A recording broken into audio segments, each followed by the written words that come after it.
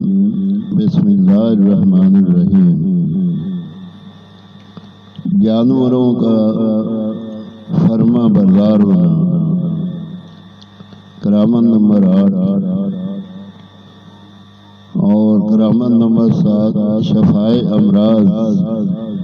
اولیاء کرام کے لیے اس کرامت کا ثبوت بھی بکثرت کتابوں میں مرقوم ہے۔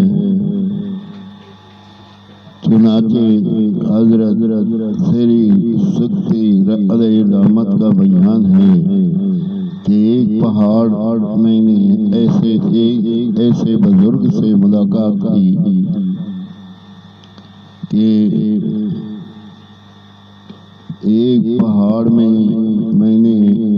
ایسے بزرگ سے ملاقات کی جو اپاہجوں، اندھوں اور دوسرے قسم کے مریضوں کو خدا کے حکم سے شفا یاب فرماتے تھے۔ ہجرت اللہ 857۔ بہت سے بزرگوں نے اپنی کرامت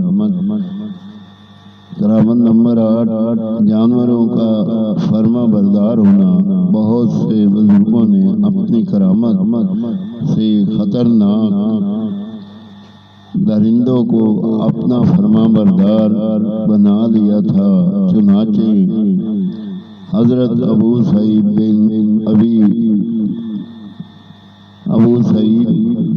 ابی الخیر مہینی علیہ رحمت نے شیروں کو اپنا اطاعت گزار بنا رکھا تھا، اور دوسرے بہت سے اولیاء شیروں پر سواری فرمایا کرتے تھے، جن کی حکایات مشہور ہیں۔ ہجرت اللہ 2 صفحہ نمبر 870۔